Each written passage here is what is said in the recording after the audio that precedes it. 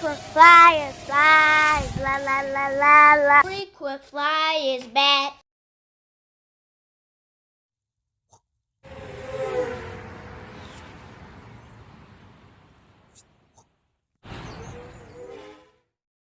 What's up? You checking out the Frequent Flyer? Welcome back to the channel. Smash the like button to show your support. And if you're new to the channel, I'd like to extend a warm welcome. Today we have an unboxing here from Amazon. Well, let's get right into it. Bat knife on deck. It's a Pterosaur. So this is another flying Pterosaur. I think JXD did one. This time it looks like it's UDI, or it's at least a rebranded UDI. Slides out like that. We have an extra set of props, a charging cable, and a screwdriver. Let's toss that back there. Take it out there. Take the transmitter out. And that's odd. We don't have an instructions manual. Oh. The instructions manual is still inside the box. It's a fold out. And it's in black and white illustration. Check it out. Anyhow, let's get to the good stuff.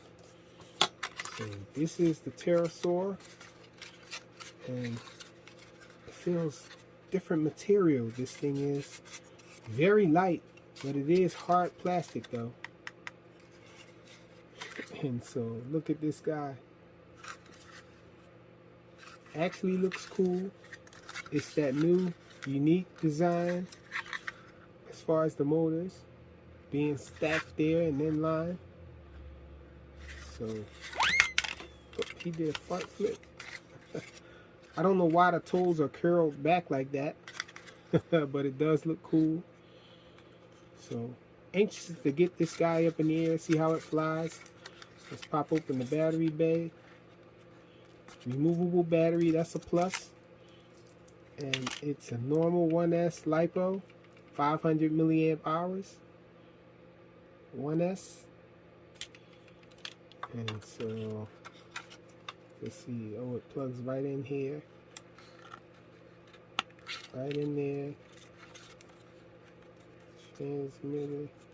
Battery bay closes up like that. Yep, so there must be an on and off switch right here. Let's turn it on, see if we got any lights. There are lights on the bottom. So just lights on the bottom.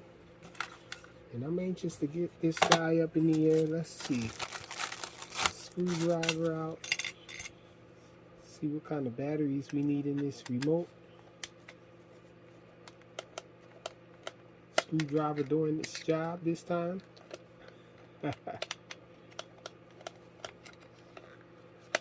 Oh, there we go, the match.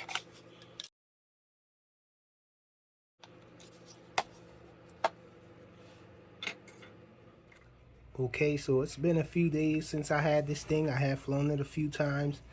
And so I will say that this thing is no outdoor flyer at all, because it barely has any pitch to it. It doesn't have enough pitch to stop it from moving fast. And so you have to really fly this thing calculated. You have to really take into account that you're not going to be able to stop too easy. And there might be a little delay in the controls too, but I think that's because of its strong desire to self-level. This thing tries to self-level all the time. I guess they made it like that because I'm guessing it probably would be unstable. All the different ways that this thing is unbalanced, but it looks really cool. I think they went more for the way that it looks than the way that it flies, but it's doable. It does look cool in the air. You can fly it around. It does fly actually, and it does make cool sounds. Actually, the transmitter has a button on here that makes it scream out or whatnot in its dinosaur voice. But it's actually coming from the transmitter, so Pretty cool little feature there. It has trims on the front of the transmitter. I didn't mention that in the unboxing and whatnot. The unboxing portion didn't really have me explaining what the transmitter buttons are or whatnot, but there is auto takeoff and landing, because this drone does have altitude hold, and there's a light button. You can control the lights, toggle them on and off, and then we have trims for the yaw. We have trims for forward and back, and trims here for left and right. The on and off switches in the middle. It takes 3 AAA batteries, and I already explained this button here. It has 2 speeds, and the speeds are toggled with this button here. So let's get this guy up in the air. Turn it on. So let's see if we can get it launched. Just push up on the left stick.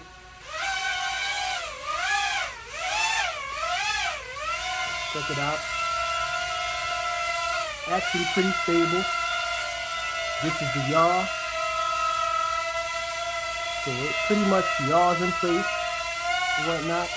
This is left flying, right flying. As you can see, you can build up some speed, and then it takes a while for you to correct it. Forward flight here. Do a little circle here. So it looks really cool when he's circling.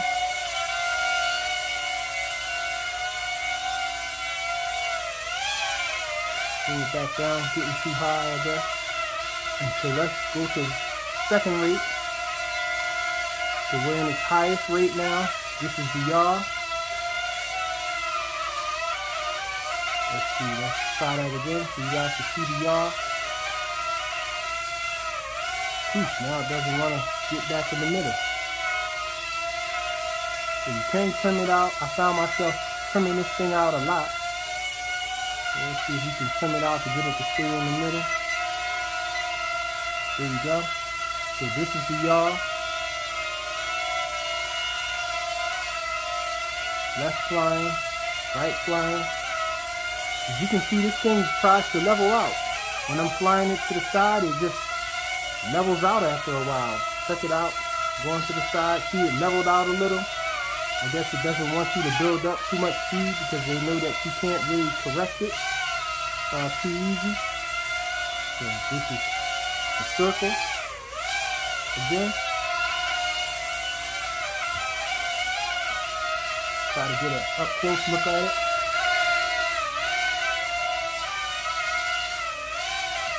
My cat is a little scooped out, so he's out. So check it out from up above. Looks really cool, circling and stuff.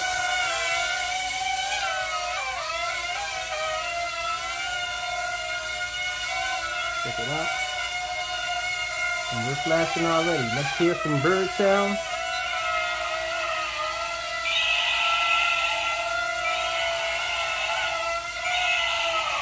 Hopefully you guys can hear that coming from the transmitter. And we're going to do an auto land. And press that button. And you can control it when it's going down to land. So it lands and takes off pretty nicely. It has an auto takeoff button too. Let me see if I press that. Will it take off? Yep.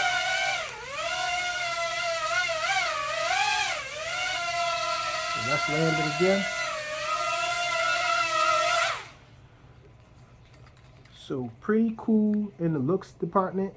It's not really that much of an acrobatic flyer, but it looks really cool. Pretty awesome little fly just for the way that it looks. So it's the Pterosaur drone. Thanks for watching.